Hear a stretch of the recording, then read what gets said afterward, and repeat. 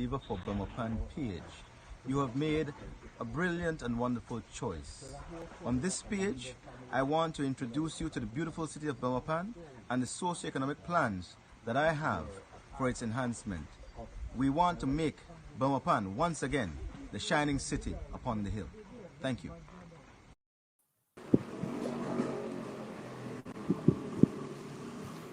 Good night.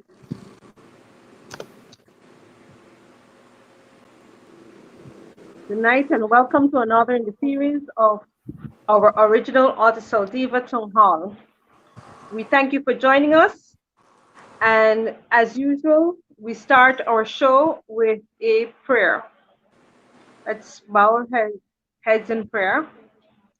Father, we come to you tonight and ask your blessings and guidance on Belize, our beloved country, on its citizens, on our leaders, and those who we know and those who we don't know. Please protect and preserve our country, and please help and guide us to become a better country and a better citizen and better citizens. These things we ask in your name. Amen. Good night, Tata. Good night, Glennis.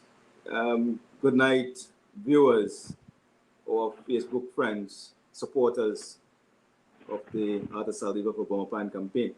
Tonight, we embark upon a series of discussions centered around economic development. We don't believe that any topic is off the table. Nothing taboo. There's no taboos. We keep an open mind and we want to be able to give you, the viewing audience, all the information available to be able to make an educated decision as to where we go. I will join you on this journey of exploration, and we await our guests this evening. They should be with us momentarily. In terms of the grassroots position, but more than the grassroots position, a very educated position, we have none other than Clinton Polo Lightburn. Mr. Lightburn is a legend in Belize. He's been Athlete of the Year for multiple years. He's known famously as being one of the best basketball products Belize has produced, but he's also, in his own right, an intellectual and a student of science, in particular the science of cannabis. He understands it. It is something that he has advocated for some time, and I certainly welcome his views on the issue.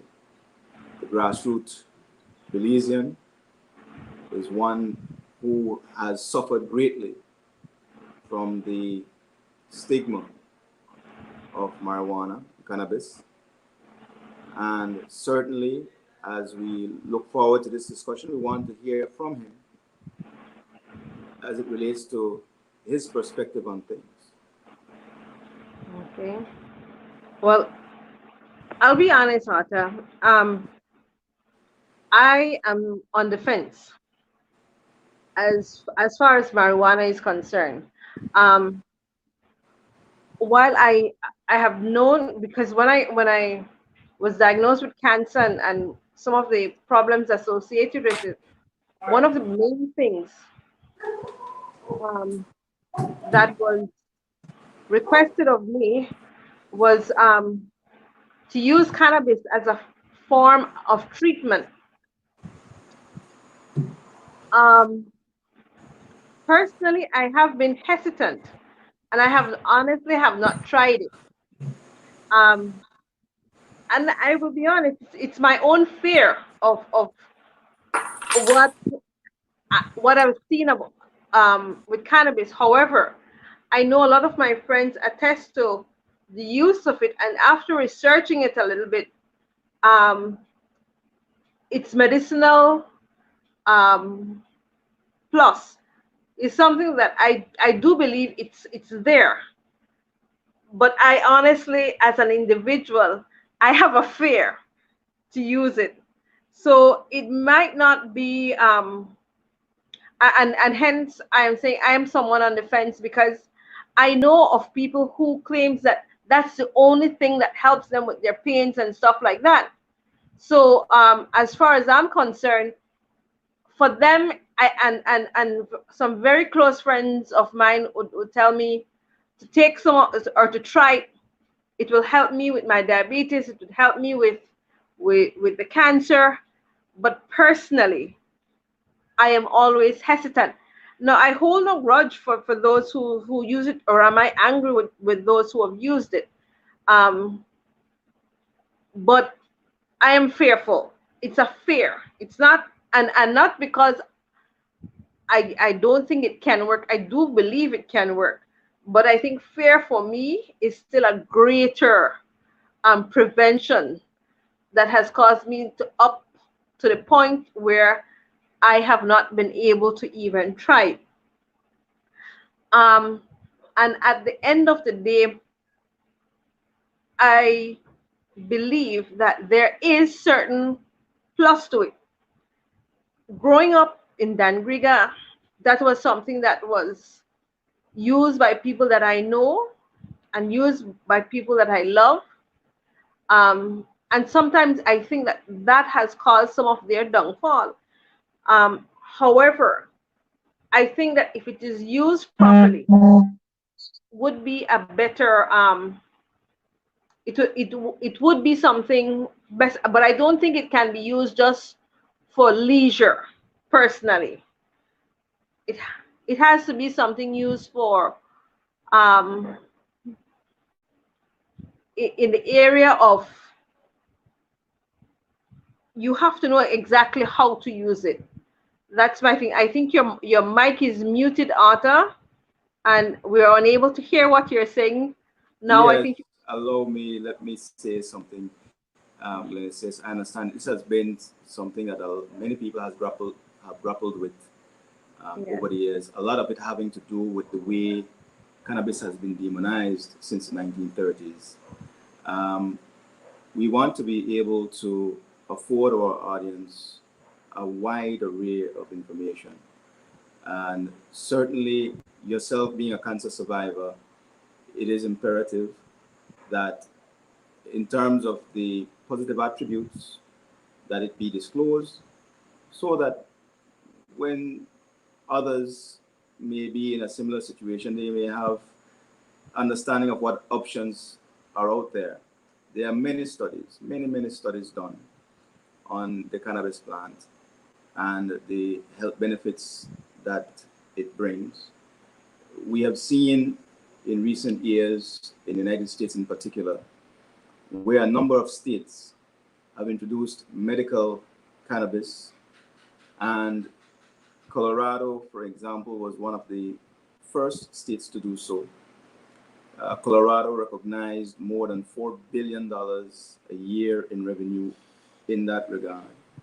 The United States, in terms of all those states that have introduced it, both at the medical level and at the recreational level, have realized more than $12.2 billion in revenue as of 2019, with a projection of $34.6 billion by 2024. We want to look at this in light of the fact that in 2020 and the advent of the coronavirus, we have seen a loss of 40% of GDP in the downfall of tourism in Belize. Sugar at this stage only accounts for 5% of GDP. So if we are to honestly and maturely look to see what options lie in front of us to stave off retrenchment and to stave off the valuation of our dollar, I don't believe that anything can be ignored. And something as big as this, in terms of what cannabis can do, has to be explored. It must be that the people make a decision. It cannot be that a decision is made for us, but we, as a people have to come together and make a decision whether or not this is a path that we want to explore for economic development. One of the things I wanted to jump in there and say is that one of the agendas for tonight is to get as much information as we possibly can to allay those type of fears that just been relayed by my good friend Ms. Glennis. And so that comes with an abundance of education. Like you mentioned, it's been demonized for quite some time. We've had some people asking, and there's some questions that are coming in. One of the questions are saying, are you running independent or are you doing PUP? On this subject, this is strictly apolitical. This is for information use. We welcome the question, and I'll give him an opportunity to say that, to answer that question. But yes. As far as the cannabis issue goes, this has to be something that is a nationalist agenda and something that is properly vetted from all venues, and all the ills, all the pros, all the cons. And that's our first attempt. This issue will progress, and we will have other guests coming in and people who can speak with the authority that they will bring to the table. Right now, we're opening up the conversation and we're inviting everybody to participate. Right. Let me say categorically that I will not run in any party that is not registered. As long as the People's United Party is not registered, I do not consider myself to even be attracted to running for them. Neither PUP nor UDP, so no. Whenever I am running in this general election coming, and I'll be running for a registered entity, one that is accountable to the people. That's the only way I'll run. David Henderson said good night. Good night, Mr. Henderson. It's good to have you. We know you have a host of information that you can bring to this table, and we welcome any comments that you have. You have Rocio Curas saying good night, my brother. I love you. And Ms. Early Ferguson says good night, Arthur. Good night. Good night, Rocio. Good night, Ms. Ferguson. Good night, Mr. Henderson. Welcome back. Yeah, everybody's tuning in and giving their shout outs. Yes.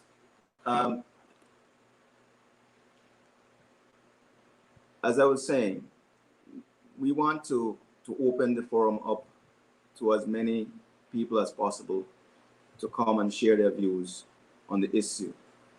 We are awaiting Mr. Lightburn. He should be with us momentarily. And I want to say, while we wait, that certainly one has to consider that there has been considerable revenue placed at the disposal of law enforcement as it relates to enforcement of the laws against cannabis possession and use.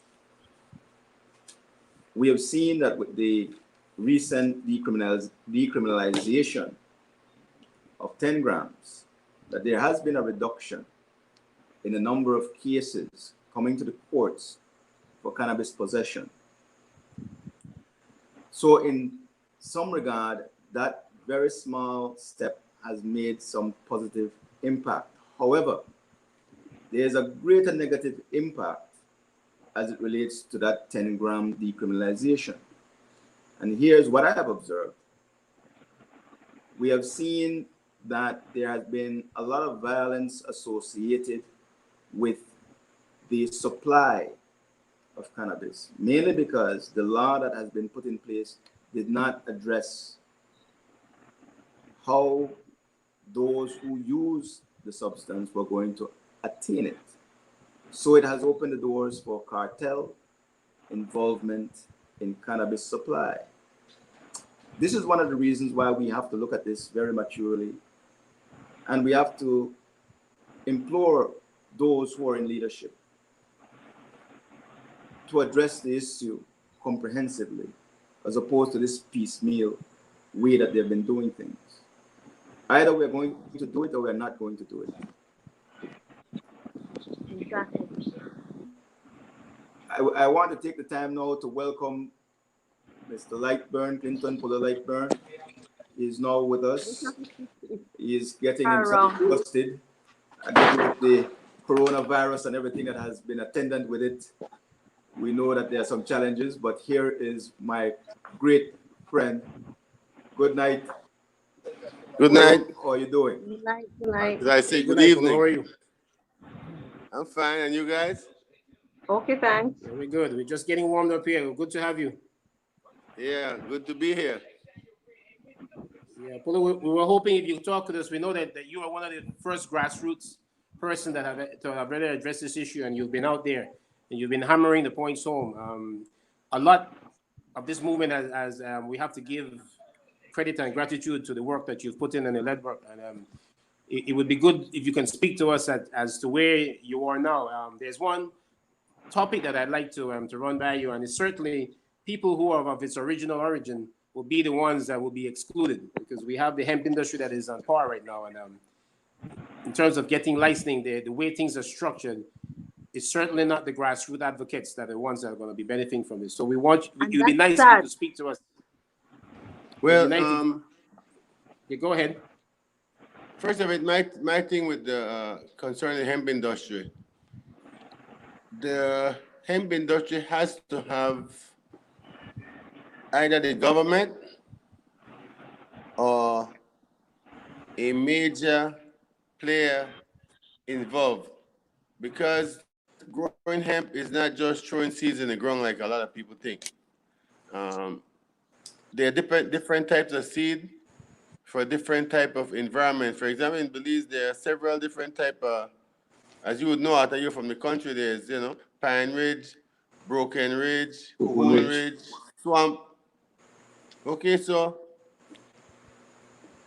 based on my research, there are different type of seeds for different type of terrain. As I was interviewing one of the major companies that's getting got a license, and they plan to do hemp, but what they plan to do is form a cooperative for the small growers. For example, like the 5-acre farmers, because there's no way they will be able to get the knowledge and the input and the seeds. Allow me to ask you, what is the stipulation? What is the required amount of acreage right now? Maybe you or Arthur can speak to that. The required amount of what? Is that it's 10 acres minimum. Yeah, all right. The minimum is 10 acres. So, but this would be considered like small acreage, because you got people out there doing like thousands of acres. I would think. But for the small farmers, what I'm working on is to form a cooperative where, like, the 10-acre guy will not only have a voice, but an outlet for his product. You see what I'm saying? Because nobody's going to come here to buy 10 acres of hemp. So the major thing is to form a cooperative. Yeah. And my thing is that there should be a heavy tax that goes to the development of kids in the country and poor people, especially the ones whose parents or relatives keep getting incarcerated for having 60 grams of marijuana in their possession. Well, to speak onto that topic, Empulu, one of the discussion that me and Arthur had is that you're looking at a form of, it's almost like a form of soft legalization. And if there's people out there who are going to be benefiting from a product that people have been criminalized and their lives have been upended, and they have police records and they can't get jobs in certain sectors, do you think that at some point then they should consider that all of those records become expunged, so there's a level playing field? Of course. Well, they say that you can, if you have anything with the decriminalization of the 10 gram, your record can be expunged, but you have to go in and basically lobby for it. You have to go in and tell them, well, I have this record. It's not like they're going to come to you. And a lot of people figure, well, it's going to happen automatically. No, it's something that you have to go in. No, we're saying that it should be across the board, that the individual doesn't have to go in and make an application, that you just go and pass the decision and expunge the people records. Well, no, but what I'm saying is the way the law was passed for decriminalization, which is less than 10 gram. If you have a record for less than 10 gram, it can be erased, but it's not automatic. You, the individual, have to go in and apply to have it removed. That's the law as it stands now. That's the law as it Yes, stands now. as it is now. And That's what what we are declaration, but envisioning, then we are talking about legalization. right? What we're envisioning and what I believe the discussion was, is that it should be considered going forward, should the next step be taken and full legalization comes, that those records that were accrued by individuals for the possession of marijuana, that should be expunged. And it should be made a part of legislation that it would be done, given that what was the norm would have been changed with new legislation, but we are not there yet.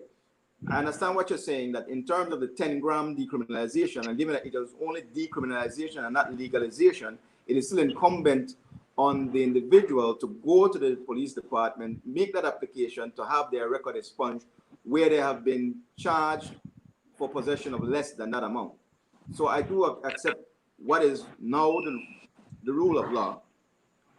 What we are seeking now is an appreciation that should we take that next step, that there would be a necessity then to clean the slate. Well, we should have taken that step. We should have taken that step years ago, because we were in the best position to legalize. Because the thing is, I don't know why we keep dragging our feet, because we're going to do it sooner or later. But we will, as usual, we will be behind.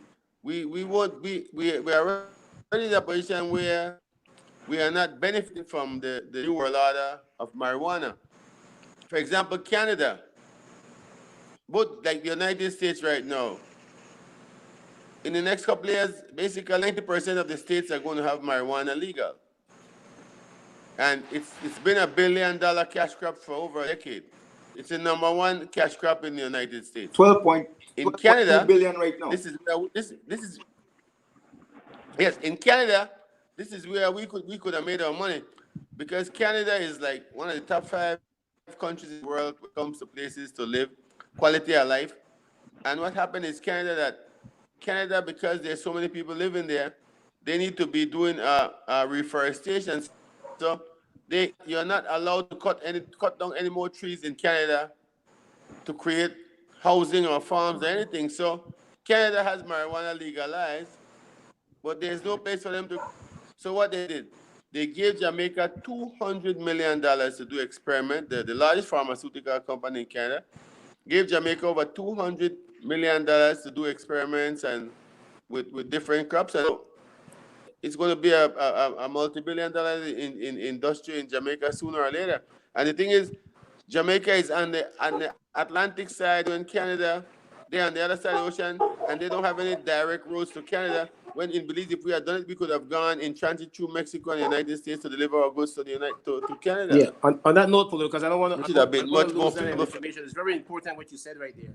There has to be an understanding for public consumption. There is a difference between hemp, and even when you speak of medicinal and recreational marijuana. But what Paulo is what he's addressing is that the issue is that there are certain strains that is germane to certain areas. Just like how you have Blue Mountain coffee that does, and you have Cuban cigars that does only well in that. There are certain strains that is germane to a specific area.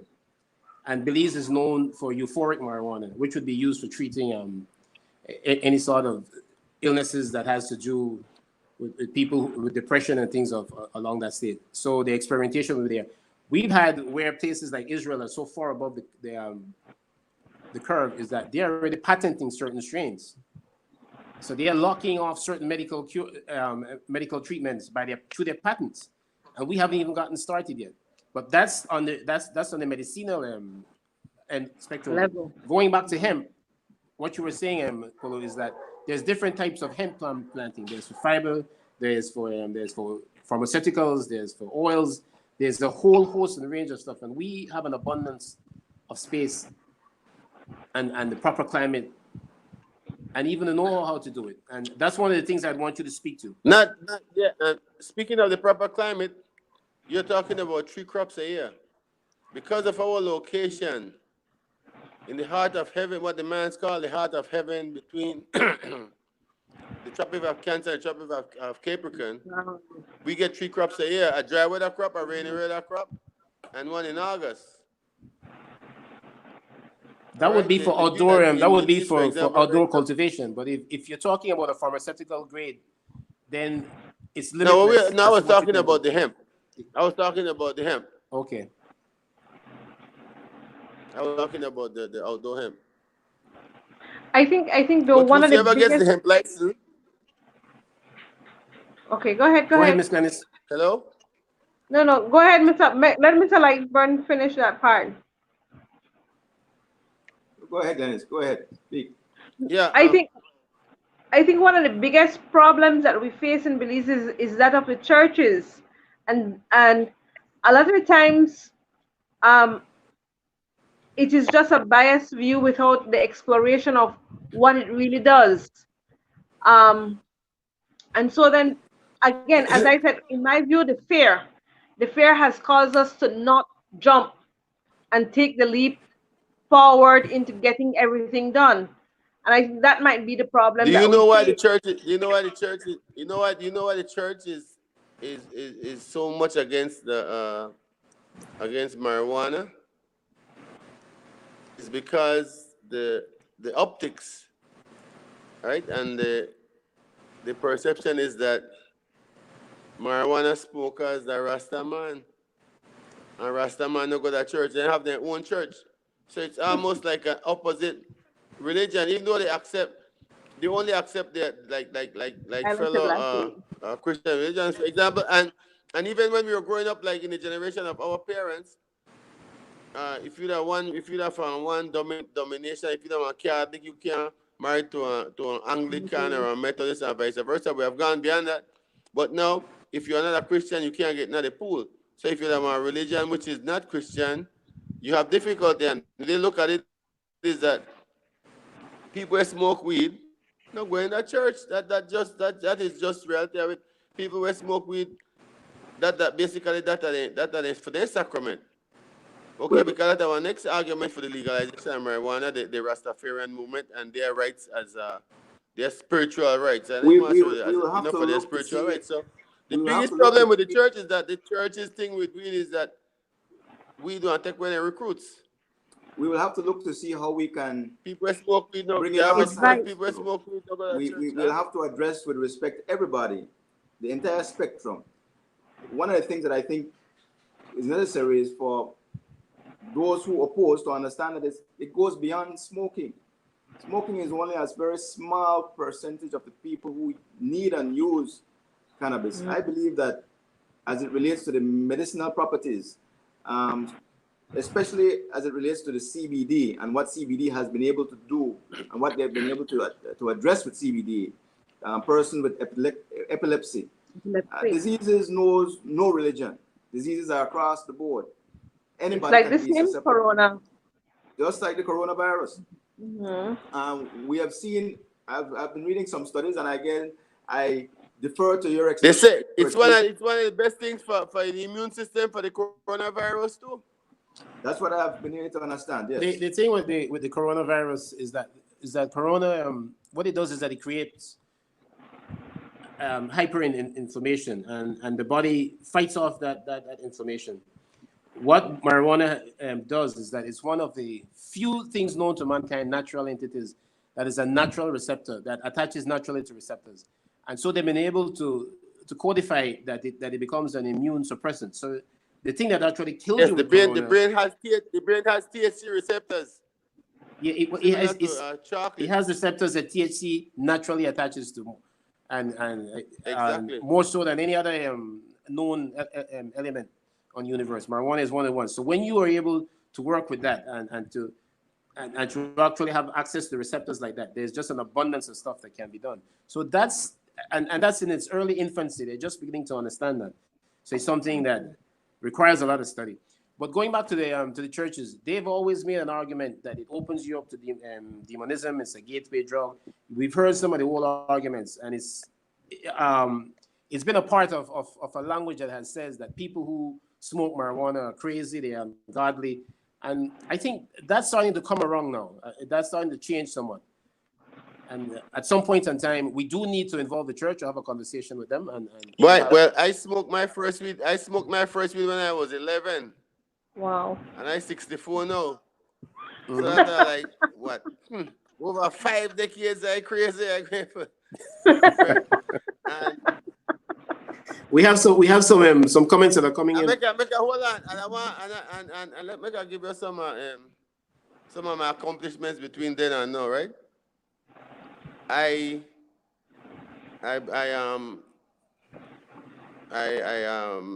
was the first Belizean. I was the youngest Belizean to make the national team in basketball, leading in scoring and rebounding. The youngest Belizean to win MVP in basketball, led the league in scoring, rebounding, and assists at the age of 19. One or two puff after a game. The first Belizean to get an athletic scholarship. The first Belizean to get an athletic scholarship to the United States. The first national sports director. All right. The youngest national team coach at the age of 22. The player coach, the oldest player coach at the age of 40. Starting point guard for the national team at the age of 40. And I don't smoke before no game or before I go play, you know. 1 2 puff after the game for just bring me down and, you know, come back to normal and relax. You know, like some people think that, you know, everybody out there, they play high. No. All right. And to go further, I got into movies at the age of 52. And I've been in 8 movies. Belize's #1 movie star. Congratulations. And I have I've been on set with actors where part the star of the movie and for inside man in the scene then they smoke weed all day. Then they smoke more weed than me. And then you started smoking at the age of 12, right? 11. 11. But there's something that we have to accept on the race here, though, is that hold on. Back in those days at the age of 11, the percentage of THC that you would have been smoking would have been in the range of maybe 8, 9.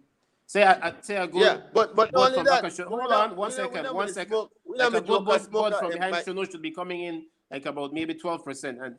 But now today we have concentrated that will come in on the upper 20s and 30s. You have the you have the extracts that are being concentrated. So but that's not the it's not the same thing. It's a different thing. So that's not what happens with legalization? Hold on, let me finish. What happened with legalization is that because it's legalized, you'll be able to have a standard set and you'll be able to label the products and say this is what you're getting. Right now, people don't know what they're accessing. They don't know what they're doing. So how do you think that would make a difference right now compared to then and now? No, Michael. But what I'm saying is, first of all, I want to make it clear. I smoked my first weed when I was 11, but I never a weed smoker.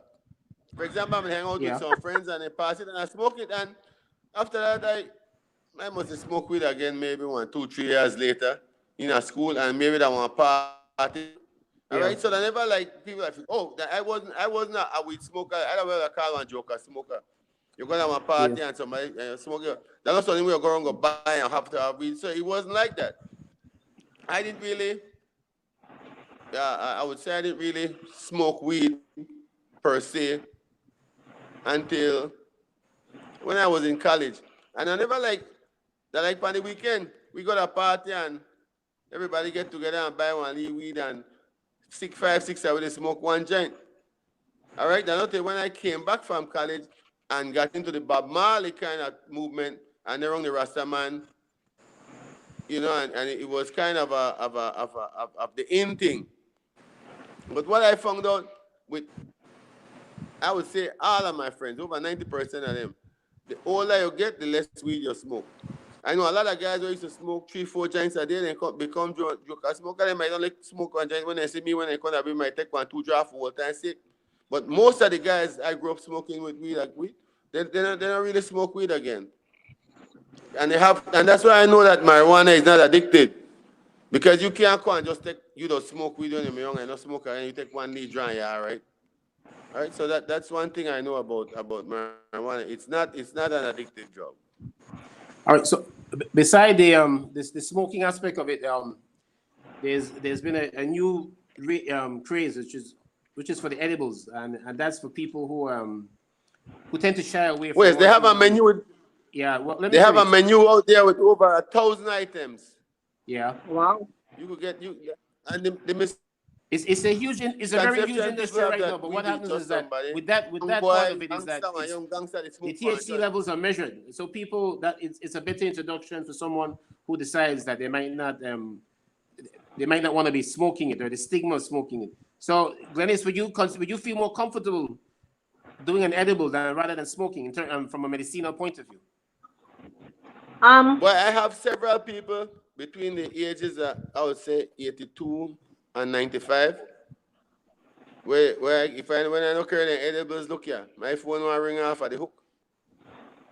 All right, and the thing is, it's the stigma. And for example, I know a kid 2 weeks ago he gonna pick up an ounce of weed for his boss. And for his boss own a group of company that believes. But when people say weed smoker, they don't see that type of people. They only see the kid, the man by the corner. Well, that's the dichotomy there. That's the dichotomy there. Is that people tend to see weed smokers as a person hanging out on a base or on a street, on a corner, or a front. For example, let's look at The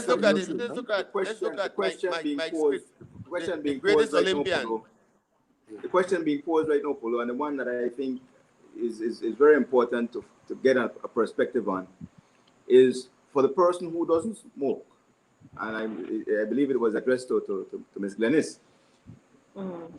Would the edible be something that would be considered? I would. The what? I would.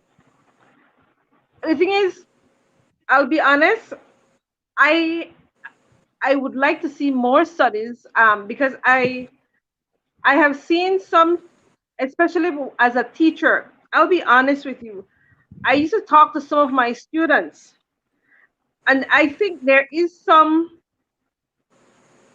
truth to it, like any other. It doesn't really have to be a drug, but people do get addicted because they had explained to me, because I used to ask them why, and some of them who do it just because they're playing around and don't understand, and not, they're doing it for leisure more than for medicine. Some of them are saying you just get the craving. So talking about that craving, I think would, in my view, say that there is a certain degree of getting yourself, Then they just like smoke a front cigarette. of, baby, front of. Okay, so that's Are they different. smoking the weed? Then they smoke the weed rolling a tobacco paper, right? I don't. Are they? I couldn't. I think Well, She I wouldn't don't necessarily that's say agree. another. she That's would another. no. She's That's all what's starting taking a from what business. she has Listen to me heard. carefully, because I spoke. But Is the but thing I is, want to acknowledge what smoking Mr. weed Schmidt has in put a forward. pipe or tobacco or paper is different. The thing is, I want to when acknowledge we Polo. talk about somebody smoking weed, that one kid when they smoke weed in a tobacco paper. Make I tell you about the front up. I have a friend of mine who grew up as a Rasta man. He tell me that when he did a Belizean and he smoked the front of weed, he have on farm. When he did a Belizean and he smoked the front of weed, he smoked about 12 weed a day. But when he go to a farm and he can't get the tobacco leaf, he only smoke like maybe 2 joints for the day. So we need to be careful how we address kids. Kids are not addicted to the marijuana, they're addicted to the tobacco leaf that they roll the marijuana in. So we And so need to be careful. And this is the biggest misconception about okay. marijuana today because let's look at this. And they said that we make your killer crime. Remember now when I grew up with marijuana, I mean one love Bob Marley, one love the weed smokers. They said, why when we do that, make you eat and go sleep. So all of a sudden now, we don't make you kill. All right? And then we don't make you addicted. So the thing is the tobacco. That's what we need to ban. As far as I'm concerned, it's more important to ban frontal than to legalize marijuana. That's my position. Okay. Can I ask a question? And my We have some calls, some comments that are coming in, and I need to address. But 1 second, Polo. I need to address some of the questions. It says, Victoria Clark says, ain't nothing wrong with marijuana. It's one of the best medication for people who suffers from anxiety. makes you feel happy. Firestone said laws are needed to be updated. And you were speaking of Small Smith. It says, imagine we export marijuana to large countries legally, we are far behind. Yeah, go ahead, guys. Yes, we have seen where We didn't hear Why follow. is it that frontal is legal and marijuana is illegal? That's my question. we have seen where in To the terms people of of the Belize. Mennonite population, right? And we have to call a spade and understand what, you know, where we are in our country. It is not a secret that marijuana has been exported from Belize for many decades, and one community has benefited largely from marijuana exportation. And the biggest exporters of marijuana out of Belize are rich people and white people. The Mennonites have been exporting it extensively, and we've Me seen, never call no name. well, I call it. But I want whistle. I call it. I mean, it's the truth of the They're matter. the best farmers. I've never seen a Mennonite farmer brought before the courts for marijuana cultivation. That's very true. I have a question for Ms. Glennis. As a former educator, and you never stop being a teacher, Glennis. If a student comes to you for advice on this subject, are you capable of giving them salient information, or is advice will be coming from the fears that's been assuaged over the years? Would you be able to talk to a student on that subject? I have spoken to kids, and I have one of the first thing I tell them, I have never used it, so I can't tell you because I don't know, and it's something that you have to be fair when you're talking to people. Now I'll tell you what, to be honest, I grew up around Russell Chiste Garcia, who was a very big advocate of the use of marijuana. And I looked up to him even as a minister of government. I liked him very much. I knew him long before, and his Rastafarian ways and stuff like that. So in my view, I used to tell the kids, I can't be the one to tell you that it is good, it is bad, because personally, I don't know. However, I used to talk to them about trying to control certain urges that they had explained that they were having. Now, I am Age kids not are you a talking scientist. about? Pardon? Teacher, what age kids are you talking about? High school. Glennis, what? Huh? High school.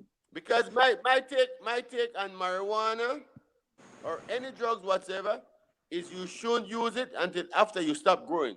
So my advice is, because anything takes away your energy, even if it retards your organs. So my take is that if you're before the age of 18, I would not advise anybody to get into smoking or drinking anything like that, because then it takes away the energy from you growing. But after you become 18, 19, and you stop growing, one of the key you're struggling to be more in terms of putting on weight or legalization. losing Most weight, but you states know are what 21. affect the growth of your organs, you understand? Same as drinking. I believe you hit on a very salient point, You're old enough to make that good point. decision. Very good point. And that's what I used to say. I used to tell them, you would have to explore it and learn more about it, and if it affects, because what is in my view, what may be good for one person, the way a drug or whatever somebody takes may not have the same effect on another person. So even though and I remember dealing with my diabetes, I had to do several different medication before I got to the one that more or less works with me. And I think in that case, marijuana is the same. You just can't, and it's amazing because I just thought marijuana was marijuana. Tonight I'm learning more that there are several different, just like the drugs that I take, Like you night have and different day. strands. Like night and day. Yes. So, Yes. so it's something that you have to know, and this is where Mike, I think there is a need for more education. There is a need for labeling and explaining to people, because people tend to act out of ignorance and fear. And this is it. We have to be more respectful to our population in the sense that we cannot treat our population like children. The people need to be given information that they need. They need to be educated, given all the information out there, the pros and the cons, the positive and the negative, And then they for make them that to make a decision. decision. When we hide information and when we start to feed people dogmatic views on things, that's when we run into a problem. Right now, given the state of our economy, we cannot afford to not look maturely at this issue. Let's look at the genesis of the cultivation in Belize, and Polo can speak on to this. We know that wherever there have been a collapse of industry or there have been a neglect by government, those are the areas where marijuana has been grown in Belize. When the sugar industry tanked, that's one of the things that were turned to in the north.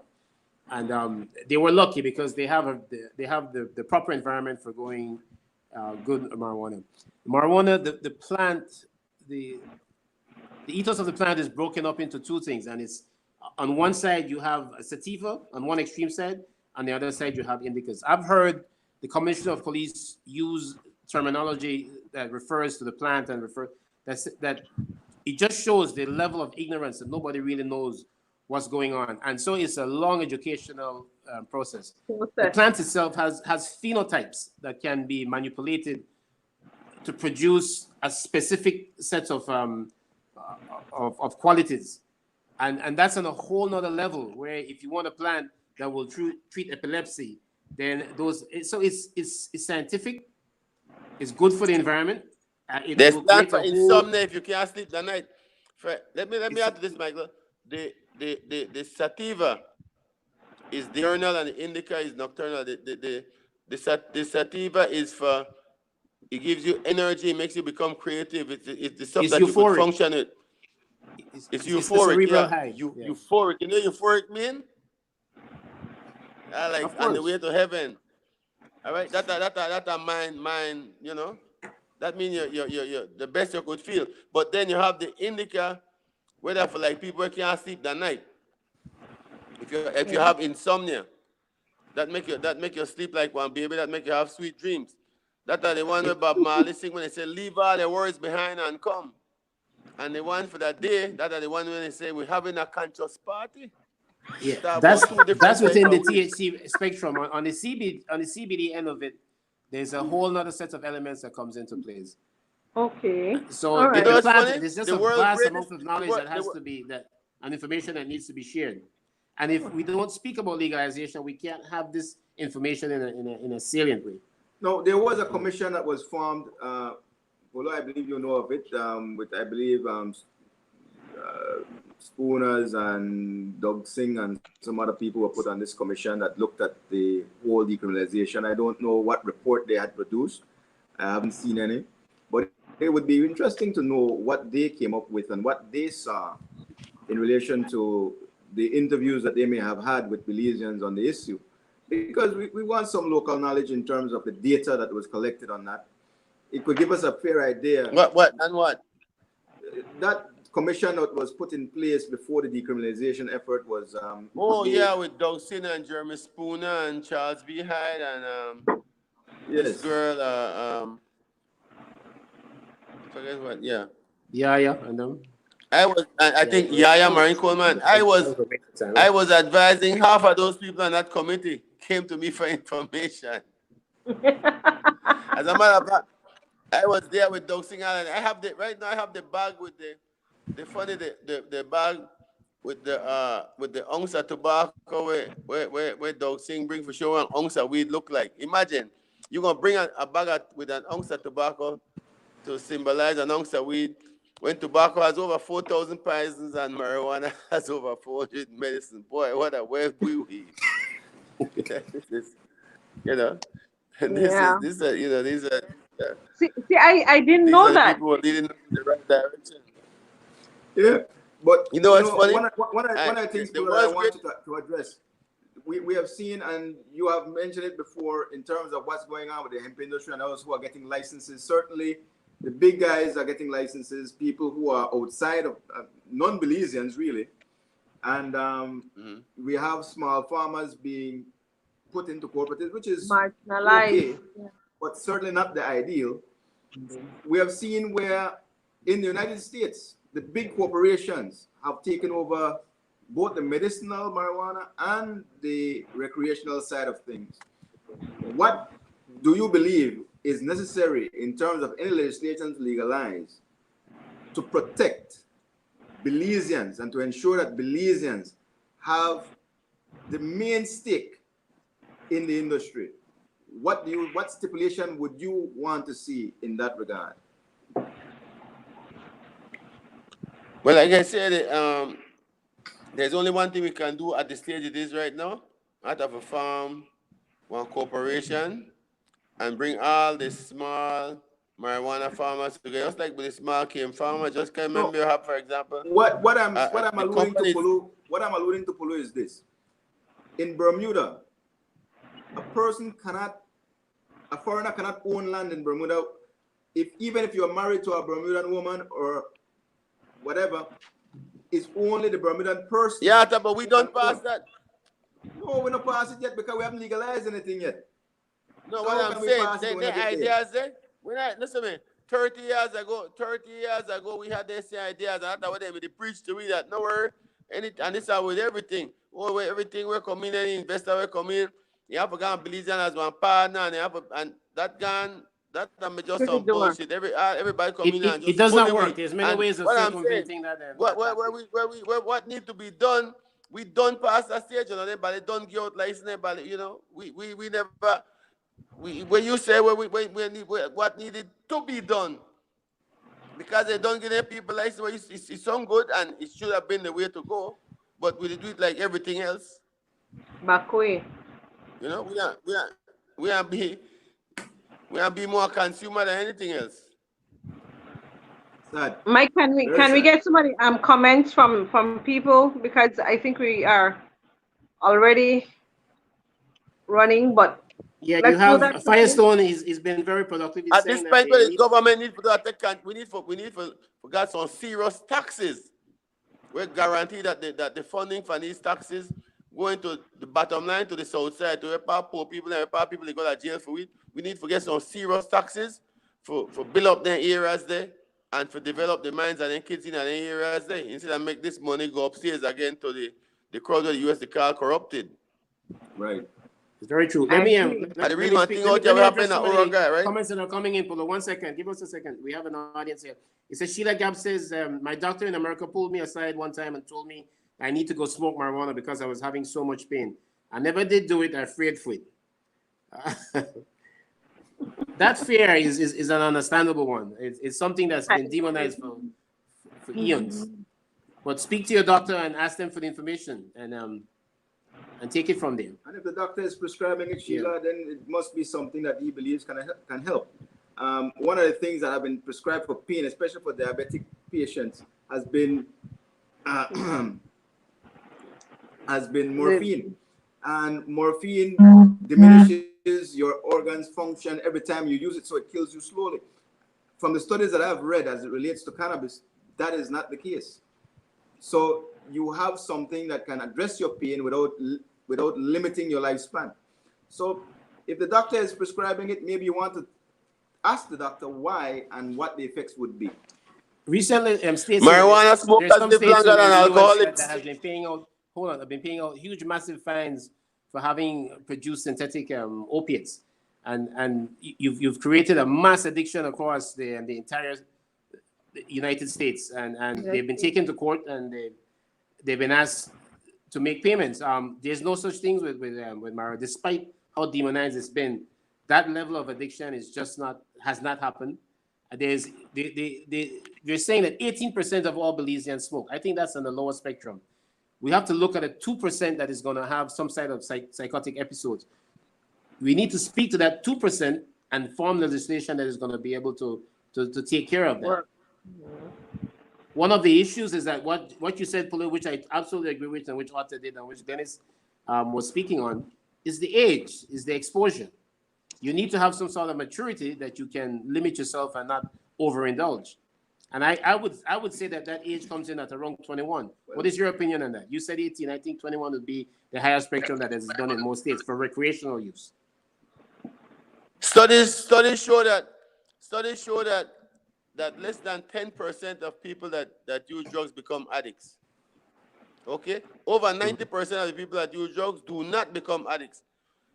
There's a percentage of the society that are not that are born or not natural addicts. For example, Glennis, would you like for your son to play in the NBA? You watch the NBA basketball? Yes, I do. And a millionaire they run there, 60 million running their shots, huh?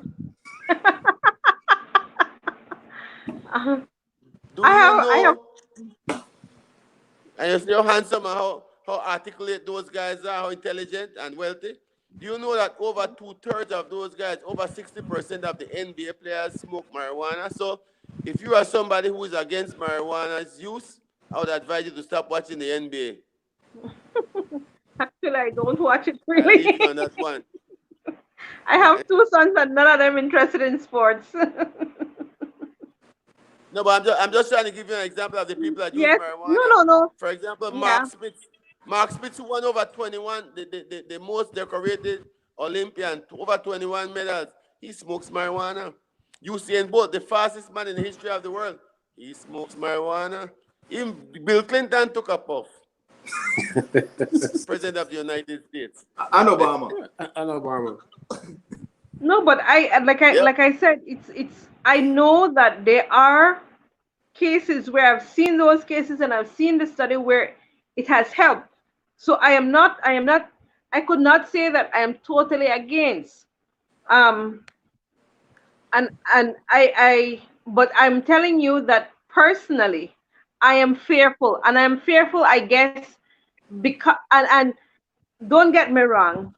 You see, I grew up in Dangriga, and one of my very close neighbor was a marijuana smoker. He and his brother, and last year he died, and he was very close to me.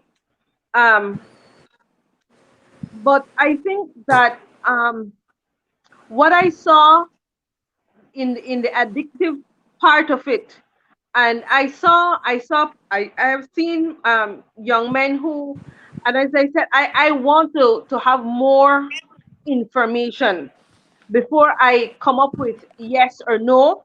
And that's why I say I personally am on the fence with it, because I think that yes, it can help, but I don't. Glennis, I'm one of those who don't want the it most for important is, recreation. Glennis, I want you to do me a favor. Glennis, do me a favor, man. Remember, Yes. once the marijuana is rolled in the tobacco leaf and not in a piece of paper or smoking a pipe, you are not talking about smoking marijuana anymore. The drug council call it like a combination drug. So the bottom line, Okay. if when you smoke, somebody that just smoke marijuana in a paper, in a bamboo, or in a pipe, is smoking marijuana. Once the marijuana is in the tobacco leaf, they are smoking the tobacco, which is addictive. All right. All right. So anybody where they smoke, the only people who smoke weed in the average marijuana smoker will smoke 2 or 3 joints a day at the most. All right, then I smoke one joint and put it out, smoke it later, blot it, put it up. Then when we're smoking at the tobacco leaf, then we're smoking till they burn their finger, and as then done that, they're ready for smoke our next one and our next one, because it's the tobacco addiction, and we are getting this misconception that it is marijuana. Okay, so any other people they say you see addicted, because that's what I tell you. I have been around people smoking weed for decades, and I've never been to the hospital and look for nobody because they smoke weed. And I never gone to a funeral yet because the person dead because he smoked weed. All right, I was there with Paul Nabor. I never did till about 85. And you know, he just tell me when he go do it 9 nights. From sunset till sunrise. All he do, that smoke weed. And he dead when 85. And too, but I'll be honest. I think the law too that where you can get a certain amount of marijuana and it's legal, it's not a complete law, to be quite honest, because they speak about you could have it but they don't allow for sale so that I think if you have to be hiding and things like Yeah, that, you know, that Adam, is you know, what Adam, causes a problem. you know, They Adam. should I want to give you they this one. should yeah, they should have established where you have certain areas you can buy it at this area, you can only buy so much at one time, things like that, so that it is not a double jeopardy thing where damn if you do, damn if you don't. So when they pretend that they're giving you something, it was not complete. So Yeah. again, our politicians should not be playing with people that way.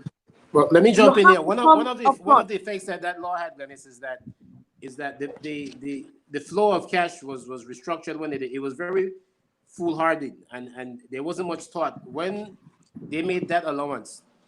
The fact was that people were smoking, that it was being used anyway, but the money now flows back to the cartels into Mexico. They're the ones who are benefiting it. And So Guatemala. and yeah, Guatemala, but mostly Guatemala produces a more inferior quality.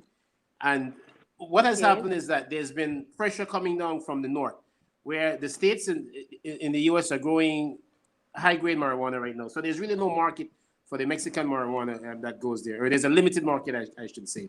So some of Okay. that now is now going back down south, and it comes to Belize. That money doesn't stay in the economy. You have areas, entire parts of the Colombia, in Toledo. You had, like we spoke of it earlier, the sugar industry, Raven Ridge. All those areas were developed on marijuana, on the marijuana economy. That money no longer stays in the country; it flows back out. Okay. And that's See, what I listen, said. man.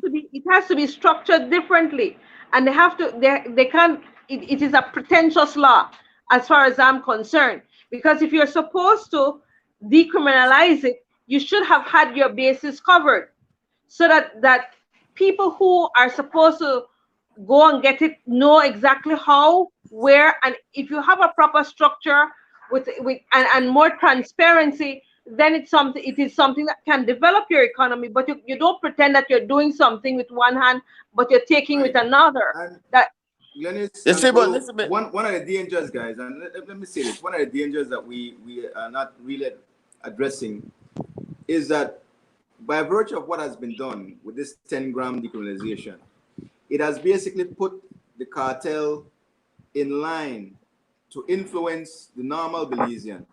The small man who needs to find a job, he is now being made the distributor of cartel weed. So more and more, the insidious hands of the cartel is being reached deep into Belize. And we have seen where it has not only corrupted the small, but it's corrupted those at the top. And now we are being put in a stranglehold that we have to break. And this is again another reason why we have to maturely look at the situation, because if we do not establish for ourselves a point of independence where we can address the issue and look at it for implementation and full legalization, then all we are doing is setting ourselves up for more cartel control. What happened last week is that there was a huge pump and show that the BDF destroying a playing field in the farthest flung regions of a country. What they forgot to tell you is that had to have been built, and it would have required copious amount of labor and people hired to come in here and work, and it would have to have been done by Belizeans. Belizeans would have to have been involved in that, and that's where the alliances lead to. That's the end result of it. Yeah. Let me tell you. Let me tell you what they did with us. Listen, when Belize, Mexico, Colombia, and Jamaica were the top four suppliers of marijuana to the United States in the mid-80s. The United States government, they came in and sprayed all these countries with a thing called paraquat. Killed out all our marijuana. Before that, they took the seeds from Santa Clara, Colombia, and they took them to the United States at their Ivy League universities and created some hybrid drug weed that could grow in the States. Marijuana became $1 million industry in the United States, they replaced our marijuana with crack cocaine. We got cracked out, lost everything, and now marijuana It's is the their crop. #1 cash crop in the United States, and we don't even grow it anymore. So that's the whole conspiracy. There So was a strain that they that is produced where we are. that was called G13. Government 13, that was actually the name of it. But this It's is what produced I'm at Cornell saying. University. You cannot create a decriminalization law and you don't show the benefit that it will have to government and to the economy of Belize.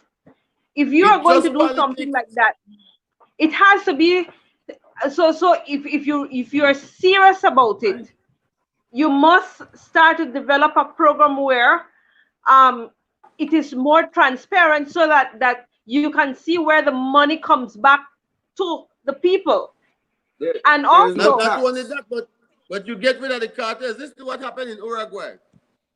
And I'm quoting from a book called Chasing the Scream, The Man in the Well. When you legalize drugs, you bankrupt most of the cartels. Government regulation can provide a product that is cheaper, higher quality, and not sold in dark alleyways. The drug dealers would go the way of alcohol selling gangsters into the dustbin of history, like during Prohibition. Right. And that's it. I mean, we remember the way Joe Kennedy made his money from selling bootleg whiskey from out of England into the United States.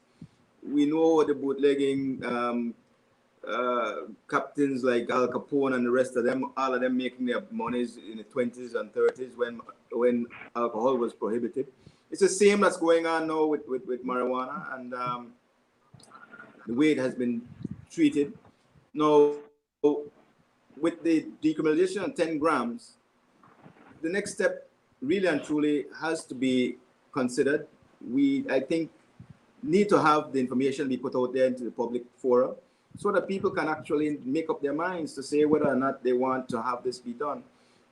Now, should that be the case, then the question will be, what would be the regulatory framework that would be put in place to ensure that those black market operations that exist right now be swept into the dustbin of history, like you said, Polo? What would be that regulatory framework? How would you see that? And how would you explain it as a way to be achieved? There's a comment you need to address here, and it's fine. It comes from Earl C. Ferguson. It says, I think the decision is too focused on the smoking of the herb than on the commercial value and benefits of it to the national treasury. Right. Exactly. And we want to get there. Definitely, we need to get there. Because We have an opportunity to have this discussion now. She wants us to discuss on that topic. Yeah. Well, here, I think I mentioned it before, and I mentioned it now. As it stands right now, sugar is only 5% of our GDP. It has basically declined sharply. Banana accounts for less than 6% of GDP. So between sugar and banana, between 10 to 11% GDP. Our GDP, the greatest money earner in the GDP in one single industry is tourism, right? Agriculture across the board is #1, across the board. More than when you talk about citrus, sugarcane, those are parts of the agricultural industry. Beans, poultry, rice, those are others, which also contribute. Now, we have seen where in the United States, in Colorado in particular, the marijuana industry is at $6 billion annually. Total the marijuana sales in the US in 2019 was $12.2 billion. Okay. It is projected that by 2024, marijuana sales would exceed $34.6 billion. Keep that talk because I want to add some information there. Right. Those estimates are at a conservative level because the federal government has not really sanctioned it as yet. So lots of those monies are going through independent, and they're using banking sources that are not sanctioned by the federal government. So all of those numbers are way, way, way down in terms of what it is in actuality. Right. So there is an estimate that you're looking at close to 20 billion in sales when everything is comported. Right. So what it Tsunamis, coronavirus, marijuana, that's all part of the new norm. What it portends for Belize is this. And you have to understand why Norwegian Cruise Line wanted it to have a private island for its cruise tourists, because nobody is telling you how much marijuana is being sold on Harvest Key. Yeah. Mm-hmm. And the government of Belize Nobody can get bus out there. the government of Belize signed a 25 By the year best weed that believes the smoke the Harvest Key. a 25-year tax moratorium for Harvest I Key. come So from they states collect too. no taxes on Harvest Key. Now, The weed they sell the Harvest Key, they put on Belize. Tonloads of cannabis are being sold to tourists on Harvest Key. Now it has stopped now since the coronavirus has basically crashed the cruise industry. So who's supplying that market? It's been The cartel. harvest is over. This is cartel. Cartel is basically making all That's the not the money. driver that stop the harvest, that the coronavirus.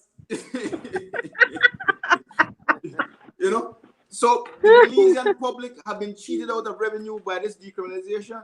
Exactly. The Yes. only way the Belizean public benefits is if it's legalized, and legalized through a comprehensive framework that basically restricts its sale to minors, ensures that there's a standard quality, taxes go to poor people. and basically allow for licensing for cultivation and dispensation of it.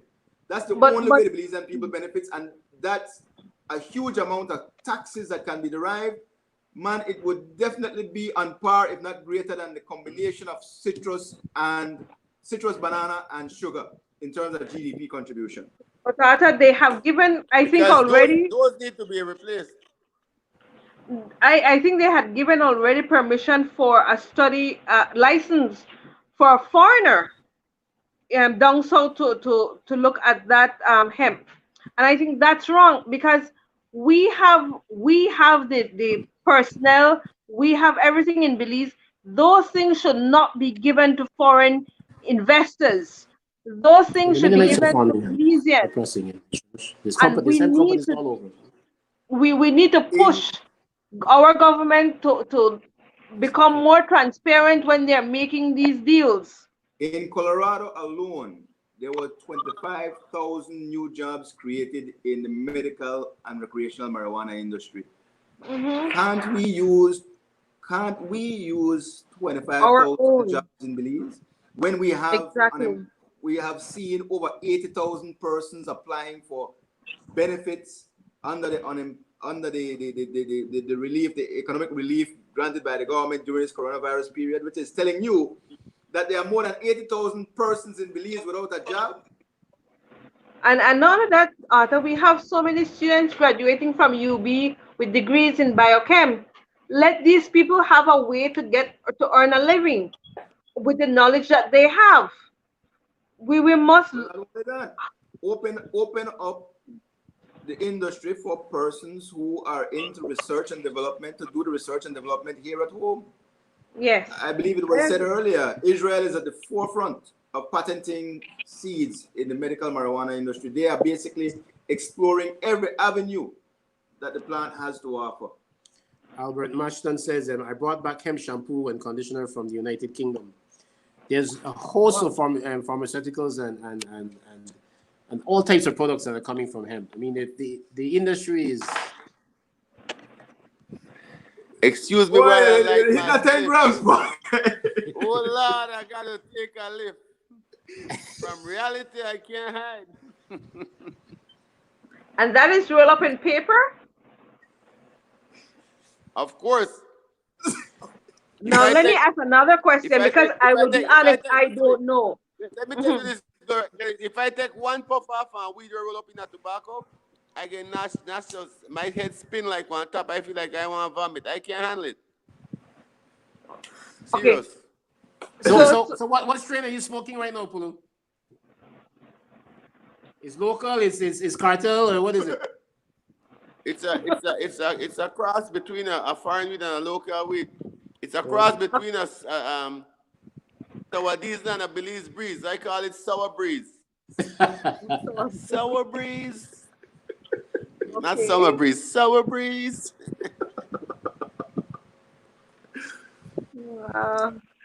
Only on Arthur Saldiva. This is the one.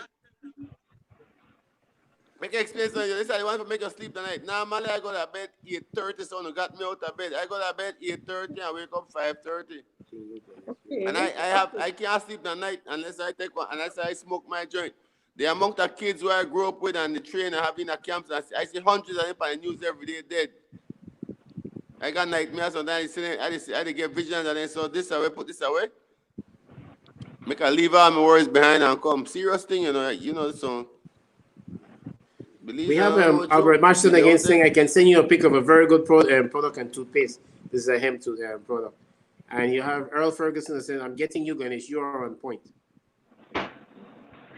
I Firestone I said am California, Colorado, Oregon, Washington State is now not depending on the government for cash flow. That they've created their own cash flow. Well, this I'm is the learning. thing. I always say you're never too old to learn. I really blow believe smoke in it. I blow smoke in your face. Careful now. Careful now. No, the thing is, You as remember I said, mental, this is a telepathic smoke. okay. uh, no, but at the end of the day, as I said to you, and I'll be honest, I've never tried it, and for some reason, nobody has ever offered, and I'm happy about that because I don't know how I would have coped with it all. I have sat and I have spoken to people who have, and I know some people who have are in the late stage of cancer, and they swear by the marijuana to rub themselves, marijuana to smoke to sleep. So there is certain degree of truth to what you're saying, but at the end of the day, as I said, personally, I have never tried it, and I am fearful of it. Um, so I am one of those persons who will quickly tell you that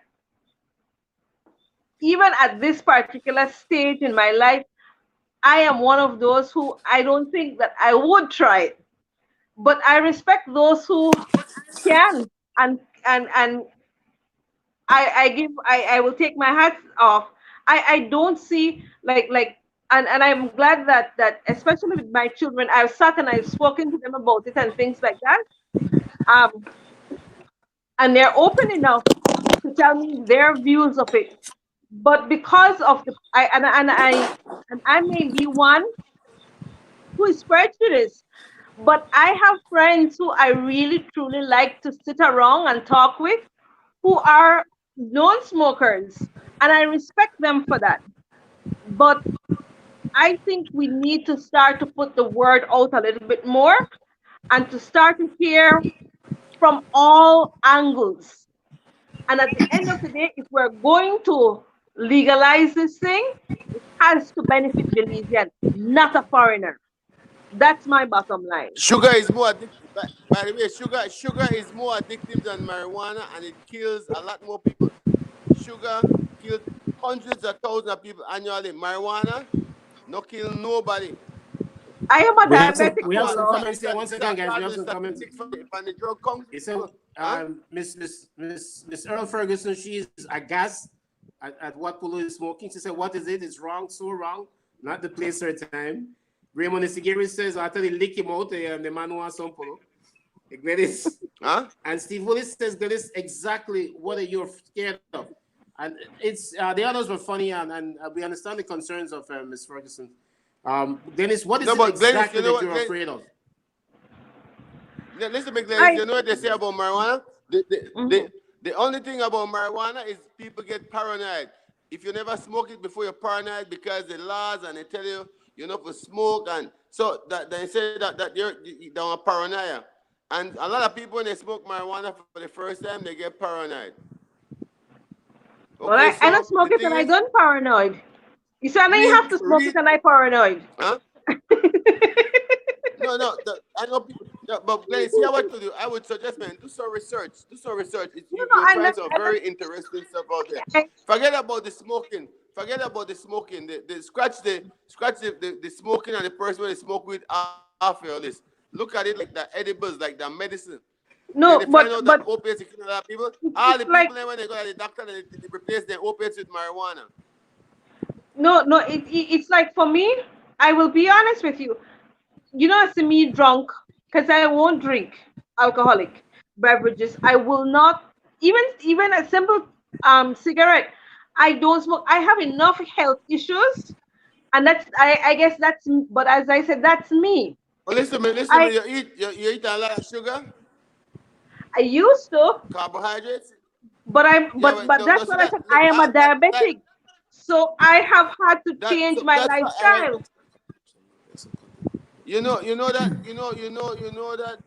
That's worse than smoking weed, right? But guys, If you I'll want tell to you make what, comparison, we being have to eating sugar, Polo, Polo. huh? One of the Yes. things that I want you to address, Polo, because it's important, it's imperative for, especially for people who are looking at it, not necessarily because they want to partake in the smoking or eating it. What I want you to address is how it applies economically.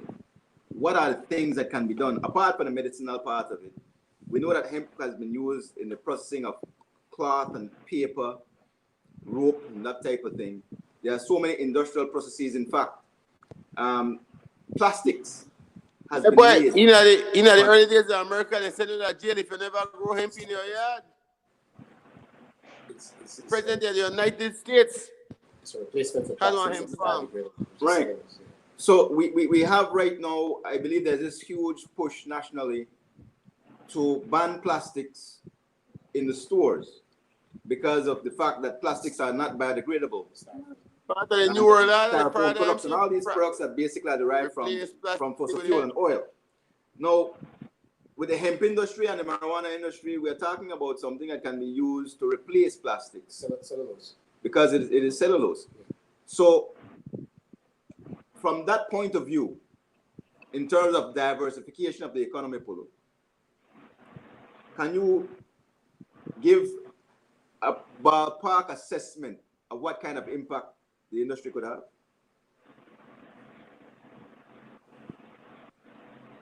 Look, if we go into hemp, we should we import. Our import is like 10 times our exports. And alone junk. When you go in any other store, go buy anything, the 90% of it, that junk. Okay? So hemp is cheaper to produce in this region and it's twice as expensive for import. Because they don't have it in like the United States and any country they were cool and Europe. They don't have the capacity for hemp. So they will have to import. And another export food that could replace sugar because the sugar industry they die. People they go healthy. We say we need to go into not only hemp but organic farming along with the hemp and the marijuana. Organic farming, grains, dry fruits. Because of this global warming, that's the way to go. All right, guys. You know, see right now, Mike Lashcraft, they invest $200 million to develop the cruise industry and one storage facility for agriculture. And people that talk about the cruise tourism, that played out that the agricultural storage, you call that the money will come from in the future, you know. Agriculture, water, hemp, and marijuana. There's two very important comments here right now. Importers start focus and develop. Where's the Mike? Yeah, there's a comment that came in right now that I want to. It says that the medicinal benefits of cannabis has been known for thousands of years. This is a comment made by Steve Willis. It's very true. It's been formed in Asian countries in China. I think they were some of the first people to form it, and there are strains that came out of China. People used to call it Thai stick back in the time. Well, from Asia, I shouldn't say China. And most of the Thai strains today it has become a natural hermaphrodite because it's been grown for so long. What people do to get the female plant or to get the female aspect of it, there's no value for THC production from the male plant. So it's a female plant that people covet. So in Asia, they've been removing the male for quite some time. What the plant did was that it adapted And it goes to show you the genealogy of the plant is that it adapted by becoming a natural hermaphrodite. So one of the Thai strains are one of the natural hermaphrodites. So that's a very good input there from you, Steve. And Millen Lewis says, I really hope that the locals will be able to farm also, not only the money people, because a lot of the locals are very interested in the farming of marijuana. You have Buddy Brown, he said, Belize always on the gaze. Man, get your high. Yeah, Buddy Brown said, Belize is always on the gaze, that we're always looking, we don't become a part of it. This fear keeps us paralyzed, that we don't want to invest the intellect and time. You keep hearing, I'm afraid. What are you afraid of? And it's very hard for them to articulate that fear. But it's there and it's real. When Sigeri says the exploitation of medical marijuana, industrial hemp will easily rebuild the economy to a point never seen before. I'm with you, Raymond, definitely. And this is why we're here having this discussion right now, because going forward, again, it has to be that the people... But in Belize, when it comes to health, we have maybe at least 10 issues.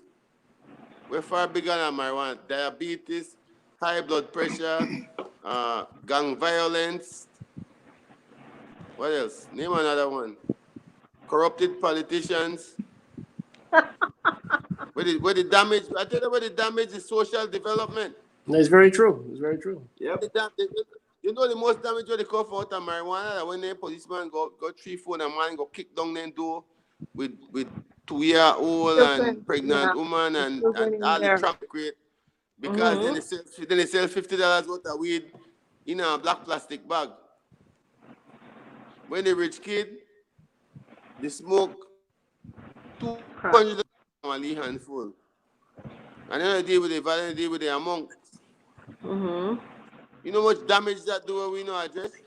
That has done far more damage than any marijuana smoking onto this whole society and history of the society.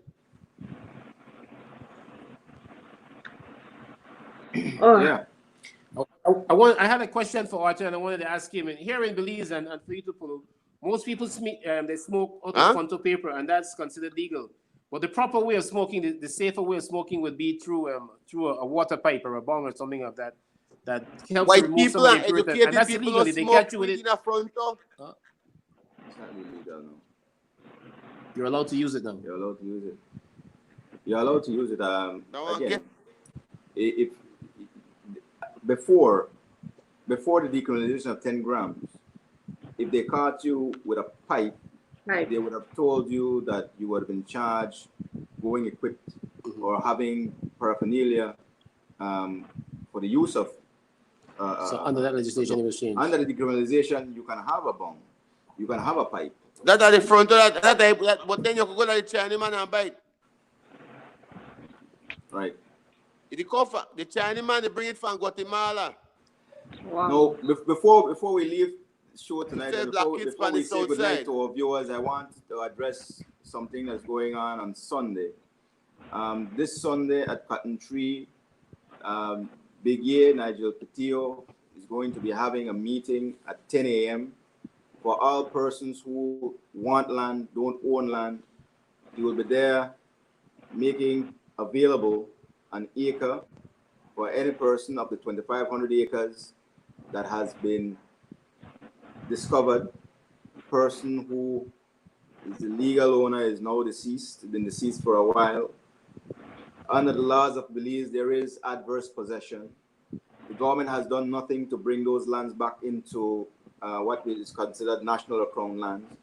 So it is still available to persons who are willing and interested to go and enter into possession of that acre.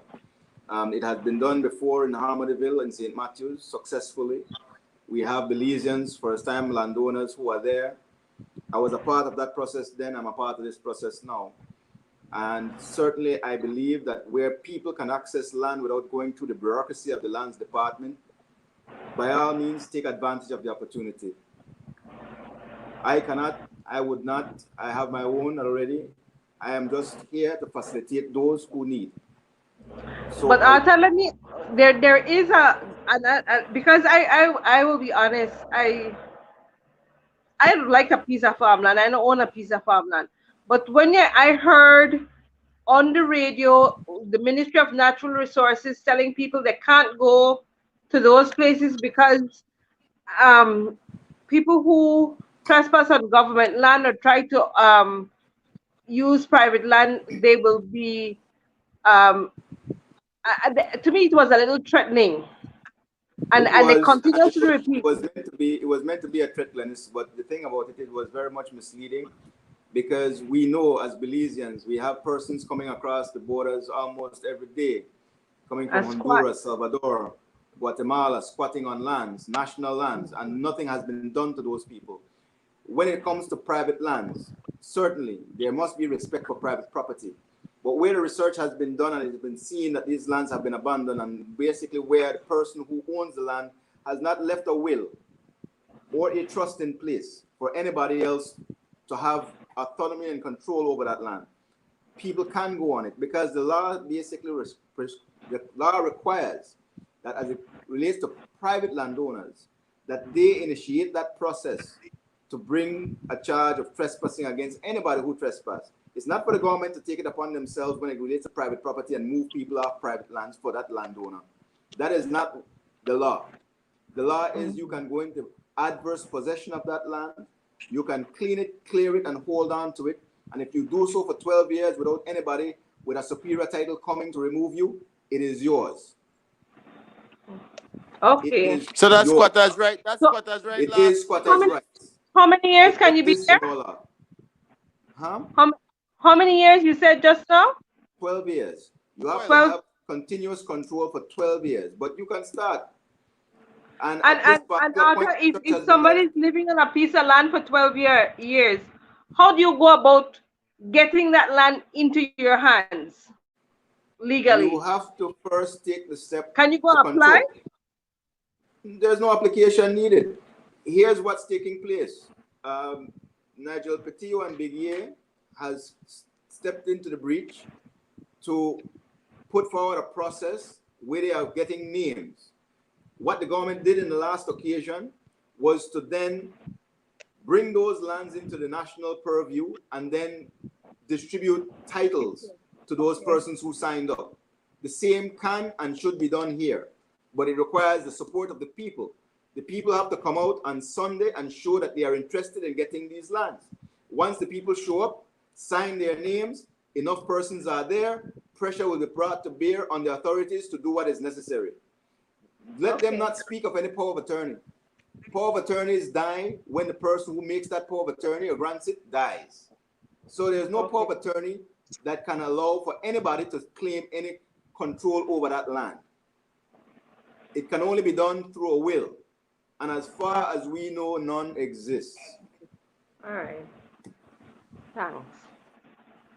So I would want to say good night to our viewers. Thank you very much to Clinton. One thing though, before you go, today there was a press conference, Arthur, where on the 1st of July they will be reopening up the airports. They did a number of back down on getting people starting to move around again to try to get our economy moving. But we had a Belmopan was stuck at that border and could not come in. And I am saying that in my heart of hearts, I do believe that Belizeans should not be told that you reach this far and you can't come in, because everybody entitled to their country. Of course. Put them in quarantine, do what you have to do, but you don't leave us out that way. That is so wrong. Glennis, I'm 100% with you. In fact, I will be assisting Guillermo. We grew up with Guillermo here in Belmopan, and we know him from Roaring Creek. He resides in Belmopan now. I know him so long. But here's the bottom line. We should have already identified quarantine areas in every district. And where the persons who are coming across have the ability to pay for their quarantine period, that's all that should have been required. That he be allowed to come in and go into quarantine immediately for the period of time prescribed. It should not have been that he be left on the bridge. And now, listen, I hear this. They went and arrested him from the bridge and brought him into Belize, and now they are charging him with entering the country illegally. So if he entered the country illegally, the police who brought him in entered illegally. So it's a nonsense charge, a total nonsense charge. You're wasting time and resources with that BS. That should be put aside because it will not stand up in court. Apart from that, I welcome the news that they are looking to reopen the airport on July the 1st.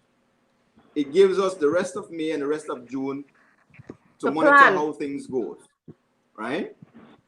Certainly, there may be a need for the airlines themselves to do testing of persons coming on board their aircraft to basically bolster whatever we do here in Belize. Because the coronavirus is not yet defeated. We will still have to adjust to how we go forward. But at the end of the day, we cannot stay locked up and locked away. The economy has to be brought back because people have to eat and they have to work in order to eat. So we have to do it responsibly, but there's also something to be said about herd immunity. Sweden was one of the first countries to reopen, and one of the reasons why Sweden reopened as early as they did was because they went on a systematic plan to developing herd immunity within the country once the virus hit. They did not have any deaths. They did not suffer the fate of the United Kingdom, Russia, and the United States because they had forward planning. And this is what is surely lacking in Belize, forward planning. We need to plan. We're here speaking of something that needs Speaking of forward planning, Arthur. Arthur, speaking of forward planning, right? Yes. We should focus on building our immune system in the future.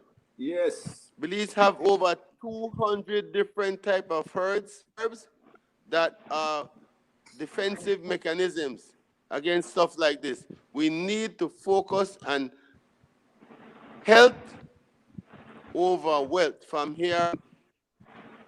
True. First, it's going to be downhill for all of us. And before I go on the marijuana subject, in the future, when you look at somebody using marijuana, don't look at the gangster on the street smoking a marijuana rolled up in front of tobacco. Let's look at an old kid, epilepsy, having over 300 fits a week. Let's look at the old lady with cancer in pain who can't sleep at night. Let's look at the medicinal values of marijuana. You're talking about over 400 medicinal properties, which the doctors are using today to replace all those opiate pills that are killing people worldwide. Peace be with you, Belize. Peace be with you. It was a pleasure being with you. Good night, guys. We're gone. We're out of here. Thank you. Good night. Tonight. God bless. Night, night. Bye. Good night.